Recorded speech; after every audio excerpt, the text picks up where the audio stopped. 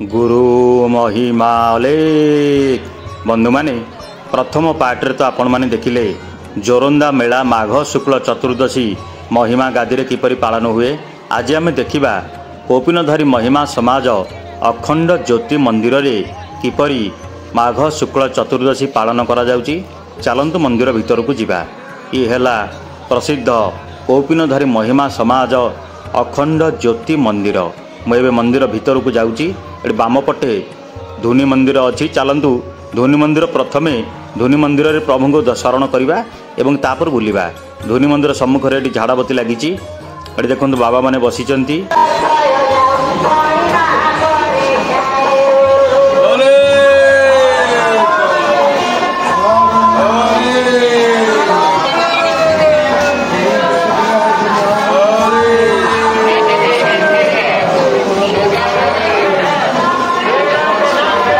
बंधु माने देखंतु धुनी मंदिर भीतर केड़े सुंदर भाव में धुनी लगी। चलतु आउटी के बुलिबा। ये हूँ झाड़ाबती लगी धुनी मंदिर सम्मुख में। बंधु माने ये सम्मुख में देखा जाउची विश्व प्रसिद्ध महिमा गादी।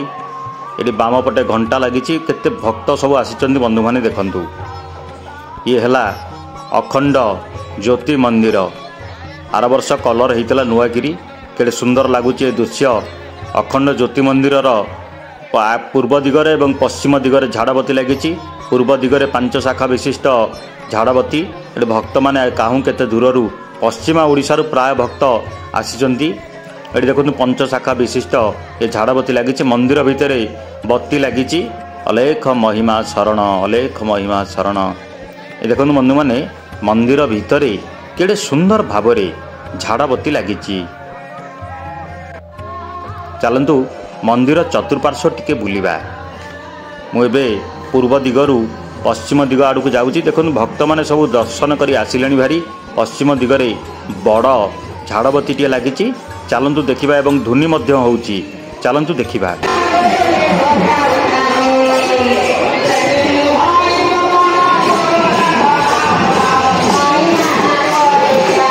ये देखो बंधु माने जोरंदा माघ मेला समय रे किते सुंदर भाव में अखंड धुनी लगी।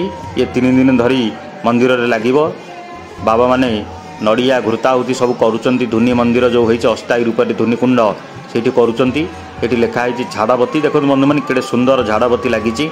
एवं पाखे चामर अच्छी।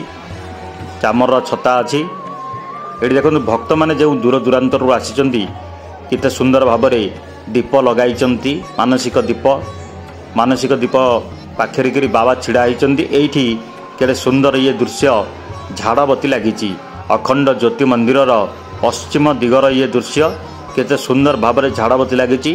ये हैला अखंड ज्योति मंदिर। देखो बाबा पाखे अछंती। तो बाबा को कहवा टिके ज्योति मंदिर जो अखंड झाड़ाबती अच्छी बाबा टिके घृताहुति करेंगे। देखो बाबा बाल्टी नेले से घी अच्छी। बाबा ऊपर को चढ़े एवं झाड़ाबती रे गुरु घृताहुति करेंगे। देखा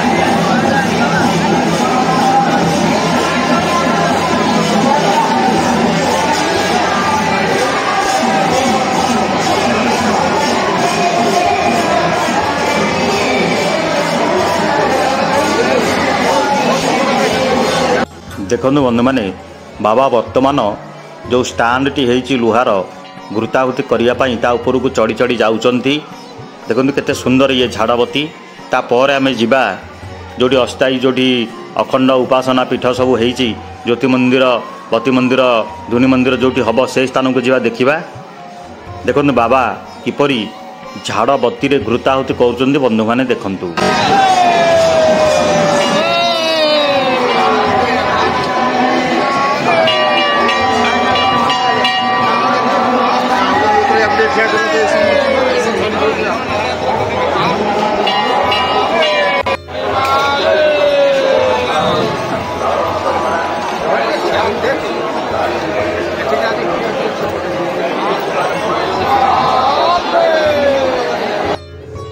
ये देखु ज्योति मंदिर दक्षिण दिगरे दीप लगी। कर भजन समारोह ये चली। सब महिमा धर्मर गीत गुड़िक ये भक्त मैंने गाँच चलतु बंधु मैंने जीवा उपासना पीठ बुलिबा। उपासना पीठ अखंडवती मंदिर, अखंड धुनी मंदिर, भेक मंदिर यही स्थानटी चिन्हट होती भविष्य में यही स्थान में हम उपासना पीठ बती मंदिर भेक मंदिर ये सब हम सेठी स्थानटी को परिष्कार परिच्छन्न करी झाड़बती लगी। आपण मैंने देखंतु झाड़बती एक सुंदर मंडपटे करी केड़े सुंदर भाव में पितलर झाड़बती लगी। बाबा बसिचंदी पाखरे।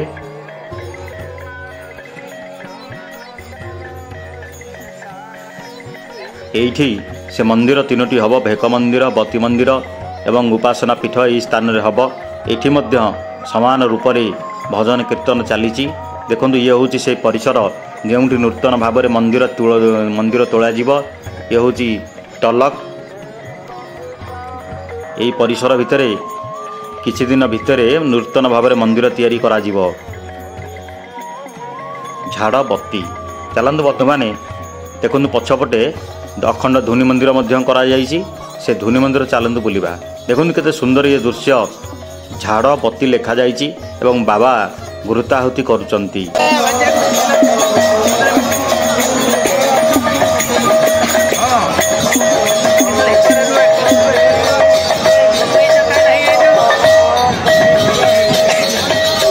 बाबा माने समस्ते बसचंदी एठी देखंतु केते सुंदर भाव में भजन चली एवं ता पछपटे एठी अस्थायी रूप से एठी अखंड धुनी चली यात्रा रे जोरंदा माघमेलार ये समय आज फेब्रुआरी 11 तारीख।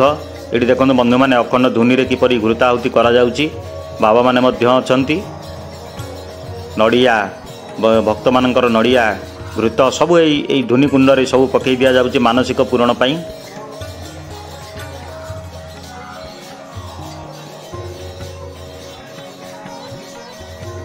देखो बंधु मैंने केड़े सुंदर भाव में अखंड धुनी मंदिर रे धुनी करा जाउची। देखो बाबा घृताहुति कले। बंधु माने भिडियोटी किपरि लागिला आपण मानकर मतामत कमेंट बॉक्स माध्यम रे जणाइबे। गुरु महिमा अलेख।